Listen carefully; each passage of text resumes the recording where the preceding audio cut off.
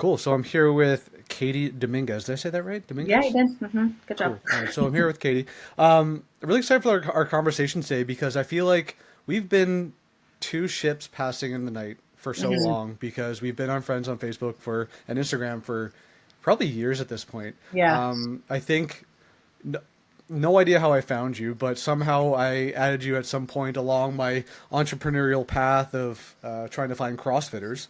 And I Mhm. think maybe at that point you did do CrossFit. I Yes. know that we're Hmm. kind of that's light years away from where we are now, but I think that's kind of how we met, and we never really had a conversation. We've always, comment on our stuff and seen each other's journeys, but we never actually sat down and have a conversation. So we're gonna have a conversation today. So to kick us off, I'd love to just. You're probably gonna be like, where the fuck do I start with this? But I I really know. want to hear your story because, from an outsider looking in, I've seen you progress from different sports, different nutrition methodologies. Like I've kind of seen it from the outside in, all these different things that you've been, trying on, and I've seen the transformation and the journey. So I really kind of hear it from your perspective about what your journey's like and where you started. So why don't you just like start at the beginning and tell us tell us the journey. The journey.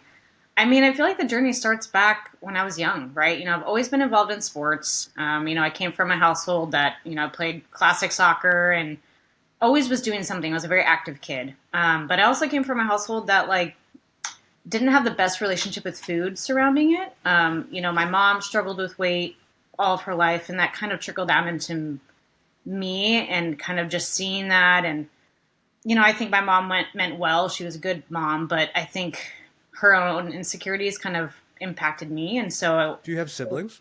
yes, I have a sister. She's a couple Okay, years older than me. So, nice. and I always think, like, I don't know if it impacted her as much. We just have different relationships with my mom, but it was just one of those things where it's like I always wanted to help her, but I think in that I discovered that I created an unhealthy relationship with food. So, chronically dieting, I can't remember the age I was when that started, but it probably wasn't a healthy age. Probably in your And teens, I so, guess. yeah, so I'll just go with college. Went into college, kind of didn't have a plan. I, did the restrictive eating side of things. And Hmm. I had this, like, basically eat nothing, eat clean method. Was like just doing cardio, kind of lifting weights, did like the fitness classes. And then my friend just decided, just like, hey, you wanted to come to CrossFit with me? Great. I'm signing me up because I didn't know what I was doing and I wasn't opposed to it. I just didn't know. It was kind of intimidating. It was in that era. It Hmm. was back in 2012. And I was like, if Oh, so CrossFit you're was like an kind of early newer. adopter. Okay. Yeah, yeah. So I was like, it was newer, but it was like intimidating because it was like, I don't think I can do those things. I see what they're doing. I don't think I can do that. But I was like, I'm sure they're not just going to throw you into the ringer. So I just went with her, and we were like the 5 a.m. crew. Like, she would pick me up at 4:30. The gym was like 30 minutes away. Like, she was my ride or die. She still is with a lot of stuff. But she just took me, and I kind of just started doing it. And my nutritional side of things was just probably following the paleo diet because I think that that's what was Hmm. at that time promoted. So I was like, sure, like, if that's but I could never stick to it because I think the reality is like paleo is good in some senses, but there's a lack of stuff in there. And so I did that. And then I think I just, on and off, right? I would stick to it. Then I'd be like, whatever, I'm just going to eat whatever I want. And kind of had that binge cycle situation going on. I think the reality, if I look back, the reality was that I just wasn't eating enough, and I wasn't eating enough of the right things to fuel my workouts, and so it turned into binging later, which I think is a cycle that a lot of us come into. And so did CrossFit for a really long time. Did it for about, I mean, 10 years total is what I did CrossFit for in Wow. various areas of my life. Fast forward after college, got married, had a baby, and packed on a lot of weight and was not feeling confident at all, and just kind of had one of those, like, I need to do something moments. It was, and I can remember clearly, it was when my favorite rain jacket would not zip up. And I was like, nope, can't do this. Like, I'm not getting rid of the rain jacket. I'm not buying a new one. So I will figure this out. So I, like, basically got in touch with some guy that, like, gave me a meal plan because I'm kind of the mentality, like, you tell me what to do, I'll do it. So I had him like give me a meal plan. It was very like generic, but like it was basically I focused on walking every day, getting my steps in, following this meal plan, and like drinking water. That was like my thing because I couldn't really like work out at the time because I was still like recovering, whatever. So I actually lost a lot of weight during that time. Then I got back into CrossFit again, and I was like doing that on top of like moving more and eating better. So I lost a lot of weight. I think I lost 30 pounds during that time. I was feeling way more confident and all that stuff. And so I kind of just like did that for a bit, probably like gained some more weight because I like probably fell off of it because it wasn't sustainable. Right. And then basically I went through kind of a period of my life. I went through a divorce and it was a big change in my life. And I came up and I moved away, lived with my grandpa at the time because he needed some help and it was a place for me to live. And um, that was a time where I found macro stacks. So that was, I was like, Hmm. macros was kind of like CrossFit at the time. I was like, I'm intimidated by macros because it seems difficult. So I was like, but I'm just going to try it. I'm sure if they just tell me what to do, I'll kind of figure out what macro, like what certain foods have that will fit what I need. And so I did that for a little bit, did 75 hard, and I like Of did it course, everyone all the has to way at some through. point.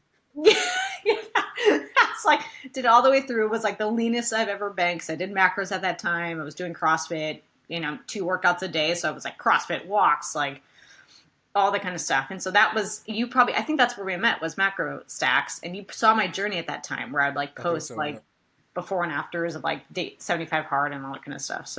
Yep. So yeah, so that's kind of where I ended for a bit, and then that wasn't sustainable because 75 hard is not sustainable. I feel like. Well, naturally, yeah. Um, so yeah, then I just did macros for a bit of it, and then I went into like macro factor, and so after about 10 years of CrossFit, I switched over to doing powerlifting, which is just a different style of movement, right? Hmm. What Like prompted that, if the, you don't mind me asking? say that again. What prompted the shift from CrossFit to powerlifting? Yeah, so I feel like I'm a competitive person and I was doing well in CrossFit, but because of some mobility issues that I have with some hip issues that I have, I just couldn't do certain things. Like I can't do like regular box jumps. I have to like do step ups because of the impact on my hip. So like I was being Okay. smart about it. It's not like I couldn't do it. I just doing that would make it worse. So I was like, I couldn't do some standard stuff. I couldn't run because I would also so I'd have to do rowing and substitute of that. So there's just some things I had to substitute. I was like, I'm never going to probably go to the games. Like, that's just not the reality for me. But at the time, I was like, I think I could do powerlifting and do well, like for like my weight and kind of like looking at the state records and being like, how much can I lift now in CrossFit? And then how much can I like doing powerlifting. So then I kind of just like, well, I've done this for 10 years. I think it's time to move on. So then I switched over to powerlifting and found a coach and have been there ever since. So it's been about 3 years now of doing that. And Wow. yeah, it's been a shift. I mean, I've grown muscular wise in different ways, right? Like CrossFit was very much like the cardio weightlifting, and I gained a lot of my muscle during that time. But like switching over to powerlifting, which is these very big dynamic lifts with accessory work, your muscles are just going to be different. So, Yeah, so yeah, yeah, I just definitely. feel like I've gained in that way for sure. Interesting. So, where do you feel like, or I guess, how do you feel like your nutrition has shifted from doing CrossFit to doing powerlifting? And I know that, like, just naturally in your journey, you've tried different things on, Yeah. like, doing the whole CrossFit and 75 hard, which seem to go together lately, like peanut butter and jelly. See Yeah. so many CrossFitters doing 75 hard. But then, like, powerlifting, you kind of maybe matured a bit and started following, like, more of a sustainable macro, or maybe not even macros, but how do you, because I'm just thinking of my personal experience, like sometimes when I was at like my peak CrossFit fitness, or like maybe not when I was at my fitness, but when I was like my most die-hard CrossFit phase, my appetite was insatiable, and I felt like I could always eat, and usually that would not serve me well. Like, did you find the same thing when you did CrossFit? Did you have like a crazy appetite, and then like when you did powerlifting it kind of shifted, or anything like that? Yeah. I mean, I feel like I've always had a good appetite. I feel Yeah, because okay, I'm fair enough. I'm always moving. I mean, you think Yeah. of the people that I'm not the like get less than 5,000 steps a day person. Like I have Mm-hmm. to try to get that. Like even on the days where I don't go lift or I don't go on a walk or something like that, I'm so constantly moving around the house that I feel like my metabolism is always going. Mm-hmm. I never skip breakfast. I mean, that is like I wake up and I'm hungry. Like I'm ready to Yep. go. So I feel like my metabolism has always been there. But I would say like with powerlifting, it's just different because you're just lifting really heavy all the Mm-hmm. time. And so it's just a different kind of I think your body just craves different things. And so I'm glad that over my trajectory of dieting or like finding what works for me that I've realized how important carbs are. We go back to like growing up in the same era, like carbs were so like nope, even paleo, right? Is very like, focuses on like low carb and all this kind of stuff. And Mm-hmm. I was like, I need carbs to do what I need to do. So focusing on that I think has helped me and being like it's not a bad thing, but finding the right carbs. And I think that that's where the thing is like I would say now my focus is high fiber, high protein meals. And having that like focus around that, I'm seeing like, oh, this is keeping me sustained. Like this is I don't feel like I need to eat every 3 hours. I can kind of push it a little bit more. And so like Mm-hmm. especially with my job where I can't just eat all the time, like I can eat between cleans basically. I have found that like focusing on the high protein, high fiber meals is what is working for me right now. Mm-hmm.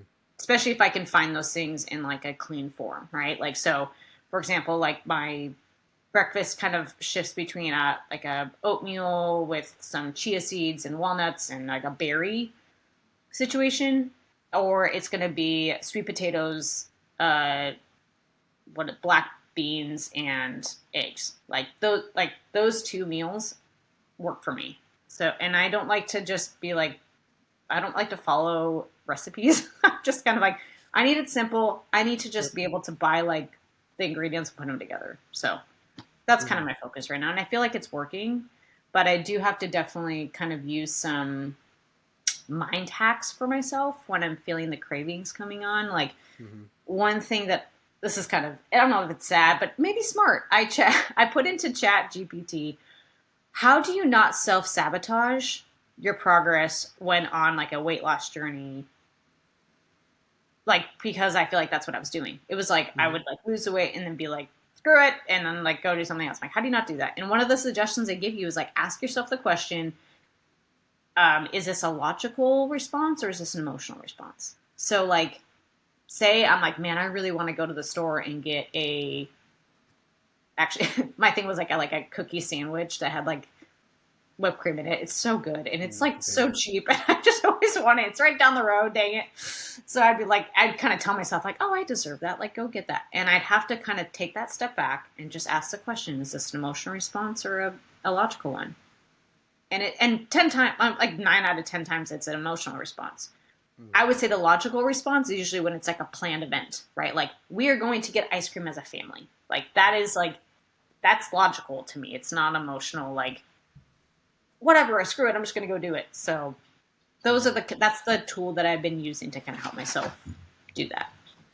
Yeah, that's a smart tool too, because like I know with my athletes, I generally follow like the same kind of procedural steps for like reducing snacking, right? So Mm-hmm. if you're having a problem with snacking, I think my first what I call like I'm not sure which direction it goes, whether like DEFCON 4 is that like really bad or is DEFCON 1 really bad? I can't remember. But like let's just say it's like tier 1, which is like okay, we need to get the snacks away from us. So I Yeah. give the example of like the proverbial cookie jar.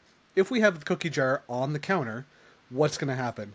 Every Mm-hmm. time you fucking walk into that kitchen, it's grab one, Yeah. grab one, grab one. Before you know it, the day is over. Like I had 8 cookies, right? Yeah. That's why we need to get that off the counter. Go hide it somewhere, right? So Mm-hmm. put it up high up on the cabinet so that if you walk through the kitchen and go, oh yeah, I have cookies up there. It's so high that you have to go get a step ladder to get it, Mm-hmm. right? So then all of a sudden you're introducing a gap between you and your Yes. food, so that you Mm-hmm. go, okay, well, if I want it bad enough to go get it, then it's probably justified, right? So you have Yeah. to, again, it's also kind of like separating the emotion and the logic to go, I'm emotional about it, I want it right now, but I can't just impulsively put it in my mouth. I have to go through all these steps and hoops to get it. but I'm not denying myself. I just have to work for it. And Right. then say if that doesn't work, let's just say like, yeah, I'm always willing to do that work. I'm going to go up that ladder 8 times a day. Cool. Right. Take it out of there and go put it in the garage or something. So then all of a sudden Mhm. you think about it. It's out of sight, out of mind, but then you also go get it. So that'd be like tier 3. And then tier 4 is like, okay, don't have any in the house at all. It's Mhm. at the store. If at any point you decide that, yes, I want to go get it, you have to go get it. So you're just, again, putting distance between you and the impulse. So it seems like you've already kind of gone through that process of like, hey, it's at the store, I want it, but I'm still going to introduce that mindfulness step of sitting back, taking a second to register. Probably one, like, do I really want that? Or is it that was just like a stress boredom response? Or Yeah. if I do really want it, is is it like a logical step? Or is it just me impulsively wanting something that came to mind right away, kind of thing, right? Mhm. Does that sound about right? Absolutely. I mean, I think it's one of those things where you have to. I think that's for anything in life, right? Like when you are in a situation and you feel like you don't have control, like the best thing you can do is take that step back. Like you have to, and it's a weird, like you almost can see yourself. Like if I like took a step back, I can then put myself into a logical situation where I can actually think through something instead of just letting my mind go and do it.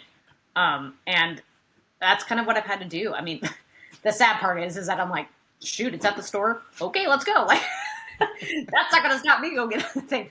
But I think it goes back to like if I'm already driving in the car and I'm going to go past that store, the victory for me is getting past the store, right? Because then Mm-hmm. I'm already past that like thing that I want to go do, and I can just go home and be like, okay, like I don't need it anymore. It's okay. And that question I ask myself, is this illogical or emotional? That helps me get past the store. Because if Mm-hmm. I'm able to tell myself this is an emotional response, okay, I don't want to act out of emotion right now. I want to be able to do this in a logical way because I want to be proud of myself. I want to be able to say, I did this and I made this smart choice for myself, and my future self is going to be thankful for that, not just the immediate self. Because I know myself too, I will go get that cookie and I will sit in my car and I will eat it, and then I'm going to want to hide the wrapper from my husband because I don't want to feel shame. And then it goes back to like, well, I love my husband and I don't ever want to make him feel that I'm hiding things from him. So it's this weird thing where it's like, if I just make the smart choice now and go home, then everything else that I'm going to feel isn't going to be there. Mm-hmm. So, yeah. Yeah. So I have this theory, and it's not a coin theory or anything. It's just me being in my own head. But I kind of like called it in my own head nutritional inertia. That it's the idea that essentially the more good choices we make, the easier it is to make good choices. So let's Hmm. say you drove past the store, you had this huge craving of I want to go in and get all the things that the naughty side of me wants to indulge in, but you don't. That decision probably makes it a lot easier to then tomorrow make that same decision. So Hmm. it's almost like the same thing as like sobriety or something, right? Hmm. So it's like if you're sober, if you're going sober and you were sober yesterday, you're much more likely to be sober today. Hmm. And then the longer you get, the bigger distance between you and sobriety, you go, "Oh, I've been sober for 364 days. What are the chances that today I'm going to break that?" No, you're going to at Right. least see a year, right? Like Yeah. there's like a whole weird numbers game. But also the likelihood that you go like let's say 300 days and then you break it, the chances of you going then another 300 days are probably slim because you're using it's almost like whatever decision you make, it carries inertia into the next day. So if Yeah.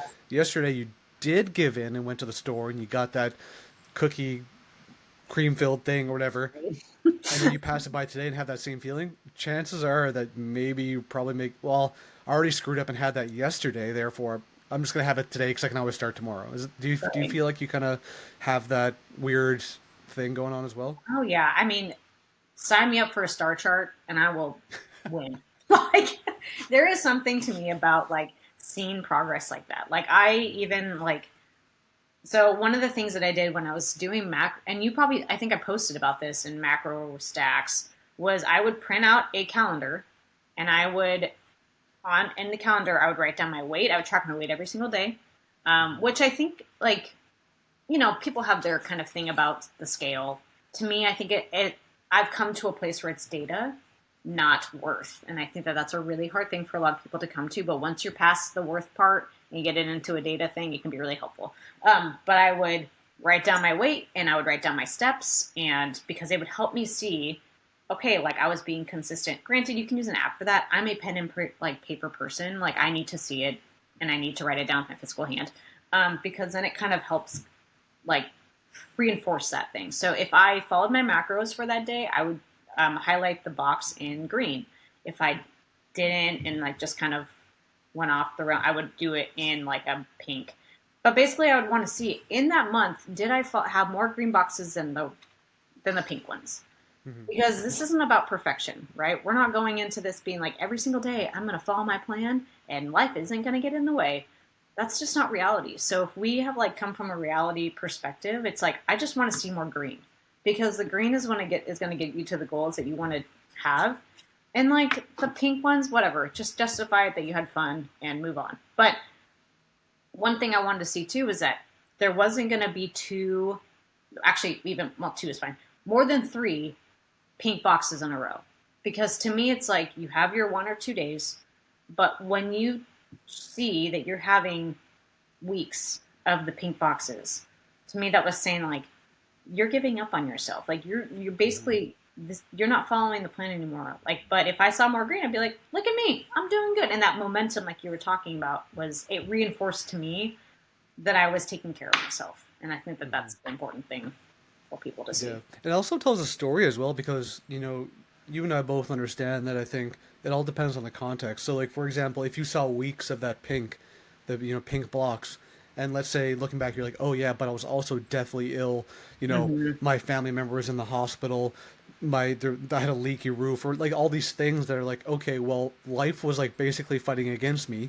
But the fact that I actually at the end of the day reviewed my day and decided whether it was like a pink or green, like that was such a win because in a past life I wouldn't have even been thinking about nutrition Mm-hmm. or how the day went, there. So just the fact that I showed up and was like, yeah, okay, you can look at that Monday morning quarterback and just be like, look at all that pink, it was all fail. Mm-hmm. Where you go like, oh, it was actually context. When you look at the context, that was actually a lot of success in there because before there would have been no pink, there would have been nothing. It would have stopped there, and then I would have realized 6 months down the road that why did I stop that? You know what I Mm-hmm. mean? Yeah. Yeah. Context is everything, right? Like you have to give yourself grace. And that's, you have to look at this health journey as a life thing. It isn't, it never ends. Your body just never, like you, at the end It's of the so day, you're going hard to have to though. feed It's yourself. so I know. hard. Want it to end. I'm just kidding. Um, but like, you just have to, that's where the habits come into place, right? Like unless you fall in love with the process, it's going to be hard. Like, and I tell that to people that, they're coming into this health journey. And I've had multiple conversations with my mom. My mom says that I inspired her because I've kind of like taken on the like health side of my family, and that's great. Like I want to inspire the people that I'm around, but I also want them to do something about it, right? Like I don't want them to sit and be like, you inspire me, but not do the next steps. And so to me, it's like, how do you find the habits that you're going to stick to? Find the workout program that you're going to like to do. If you don't like to do CrossFit, don't do CrossFit. If you don't like to run, why would you run? Like, you know what I mean? Like, Hmm. I mean, some of it's just a challenge piece, but a lot of it's like you got to stick to the things that you enjoy doing because this is a life thing, right? Like you get down to your goal weight, and then you at that next day you're gonna be like, okay, now what? You know. Right. And I think that that's so. Then how do we sustain this? And that's the harder part. Losing the weight is not the hard part. I mean, it is in some ways. You're making Hmm. choices, but keeping it there, that's the journey that I'm on right now. Hmm. Because I'll get down to where I want to be, and then I just kind of get lax, and I'm just kind of like, okay, I got there. I guess I'll be okay now. Like just doing my own thing, but I need structure. I need somebody to tell me what to do. I need to track stuff because that's just the way that I'm wired. Some people don't necessarily need to do that. For me, that's what I need to do right now. I don't necessarily think I'll be there from the rest of my life, but until I establish those skills, I have to do that for myself. Hmm. Yeah, I like how you bring up skills as well because I think where a lot of athletes get it wrong is that they think it has to be like 3 steps forward and then that's it. Like 3 steps Mm-hmm. forward, no steps back. Everything that I put my effort into is going to sustain and be there. Where I think in reality, it's almost always 3 steps forward, 2 steps back. Yeah. Like you make this huge effort, like just say weight loss because it's the easiest to I think conceptualize that. Okay, let's say you fight like hell to lose 15 pounds. The chances of you staying at that weight forever is very slim. So it's Mm-hmm. almost like any weight loss initiative that people, especially athletes, take take on. It's usually like you lose 15 and you gain back 10 or something Mm-hmm. like that. Something similar where like, hey, you're gonna lose some ground because the chances of you doing everything, every single habit that you set out and maintaining that is very slim. But the silver lining that I think they miss is that every time you take that 3 steps forward, 2 steps back, that one step that you gained is likely a skill, like a life skill that you're probably not going to lose, and Mm-hmm. that it takes like almost like a traumatic event to go back so far. Like what I think it was probably no, just over a year ago when I started instituting the 10K step a Yeah. day thing, and I tell everybody that I talk to that it's the biggest fitness revolution I've had in my own life Mm-hmm. since doing CrossFit, Mm-hmm. which is like in a half a decade of being like the most fit I've ever been in my life. The 10K step rule was the biggest thing I've ever changed. And I've done it before. I did the 10K step thing and then I would stop because I would be like, hey, I hit my weight goal. I don't have to do the 10K steps a day thing. Mm-hmm. Whereas for some reason last year, it became like oh, I feel great when I do this. Mm-hmm. It has mental benefits. I have a lot more energy. I sleep better. It seems like my nutrition doesn't affect my body composition as much as it used to because I'm putting out so much energy. So I Mm-hmm. have the ability to like, hey, have a donut here and there because guess what? Nothing's going to happen. Mm-hmm. And this is probably just me kind of being biased in my own situation, but I really felt like there was that was the one step forward where like the chances are now on any given day that I get less than 10K steps is quite small just because Mm-hmm. it's become an instituted habit. So I feel like, I guess in a roundabout way, I'm just kind of saying that most athletes think like it has to be, it's either I'm on or off. Right. Mm-hmm. Rather, I think the biggest mindset shift that I had that every time I do something, there's going to be something that I'm going to take away, like a skill that Mm-hmm. nobody can take away from me. Right. Because all of a sudden now my brain is just 10K steps a day. That's just the thing that I do. And Right. there's no longer like, I don't have to convince myself to do it, or some days, very, very seldom, but sometimes I do. But there's no like daily convincing, like, oh, I have to go get out and go for a walk or anything. It's like, oh, no, have to go for a walk. Go do the Mm-hmm. thing. And I think that becomes much more liberating because you don't have to like do the plan. It Yeah. just kind of naturally happens, if that makes Yes. sense. Yeah. I mean, that's the same thing I would say for myself. I mean, I track I wear my watch.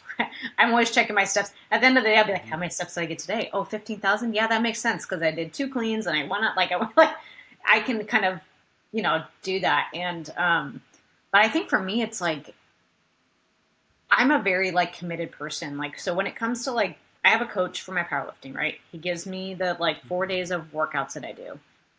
I have not missed a workout because to me, it's like, this person is telling me what to do. I have to send them a report every single day or every single week. I'm not going to fail him because he's putting his time and effort into like giving me this plan. Like I'm doing the workout. Do I do the entire workout every single time? No, because there's times where I run out of time or I just like I can't because of an injury or something like that. But I'll show up to the gym and I'm going to do something. And I had to get out of the mindset when I did CrossFit. It was like, I need to go 5 days a week at least. Sometimes 6 if there's a Saturday class. Like I was just like so into like, I need to go. I work out 4 days a week now. And that's sufficient. I'm still gaining muscle. I'm still getting gains. And I had to get out of that mindset of the all or nothing where it's like, if I don't hit 5 days, I'm going to lose it all. And to me, the shift going into powerlifting where it's like, you're just doing 4 days. And you actually have a rest day on a Wednesday. You don't even get to like, I'll go on a walk that day. But it's getting out of that, like, if I do more, it means I'm going to be better. And that's not always the case. Like, sometimes you just, on the days you work out, you do it with intensity. You, like the rest day that you have is going to be like, this is the best day ever. And then you have your weekend and, go on your walks and go have fun with your family. But it doesn't have to be this 6-7 day a week thing. Even 5 days, like four's good. And you'll still get the gains. But yeah, I think the working out piece will always be a part of who I am because that's just what I do. And I think that mentality you talked about is like, it becomes a part of your character. It becomes a part of who you are. So like, nobody can take that from you, right? Like, I'm going to get my steps in because it matters to me. And this makes me feel really good. And nobody's going to be like, you can't do that. Okay, well, I'll go pace in the hallway if you can't let me go outside. You know what I mean? Like, I've done that too, where it's like, I'd rather be walking than sitting. But that's just a part of who I am. And I think when people embrace that, find the habits that make you a better person and that you feel like this is just who I am. Because then those are the habits that are going to stick. Yeah. I don't know if you've ever done this, but sometimes I've been like at the end of the day on the couch, and I'll just be like, 9,900. Okay. Nope, never done 10,000. Okay. that. I've done it. I'm like, it's so close. I just need to get the number over the No, finish line. that's, come on. Yeah, yeah. Guilty. Guilty. I struggle with that too. I'm like, okay, I just can't. Like, I gotta go finish it out. You know. Yeah. I just didn't want to get up off the couch. That's all. Yeah, that's fair. Yeah. Cool. All right. So I know that you're kind of on a clock, so you have to go soon. But Yeah. one question before you go. So if you could like go back and give your CrossFit self nutritional advice, like going through all the things you've gone through over the past 5 or 6 years doing powerlifting, kind of getting the distance between you and CrossFit, like looking back, what what advice would you give like to your old or your I guess your younger CrossFitter self? Yeah. I mean, it's funny you touched on this the other day with your video, but like fueling before a workout, going in starving is not going to help you. That's what I. So like I said, breakfast for me is like a non-negotiable. I will have breakfast, and it will be a high protein, carb filled breakfast. Like that's important to me because I know that that's what's going to sustain me. So like that's really important. Focusing on protein, like, that's still true today, but like protein at the time, like in order for your muscles to grow, you need protein. Like it is what it Mm-hmm. is. So figuring out what that target is, and if you are like overwhelmed by macros, just focusing on your protein intake is going to benefit you. You know, so if it's 130 grams, figure it out. Like, if you find yourself that you're like eating more at night, try to like space out those proteins so that you're like having that at night. So then you're not going to want to like snack all the time. So I think those are probably my two. I would say making sure you're fueling for your workouts and protein, especially as a female. Because I Mm, think like we have been told so many things that are so many lies. And so I just want to hug. Oh, and carbs, like eat your carbs, please, because you need the fuel for those workouts and you're going to feel 10 times better. And no, you're not going to gain weight from the carbs. Okay. Just like, let's get that out of our heads because it's not true. So love it. yeah, Love it. Cool. Well, thank you for that advice. Hopefully, younger Kitty listens to you. I mean, she's listening Not now. like shut up. Let's go do Murph again. Yeah. Yeah. Cool. For Well, sure. thank you so much for your time. Yeah, Appreciate your time on this, and thanks for all your nutritional insights. for sure. Thanks. Appreciate you. Cool. We'll catch you later. Okay. Bye.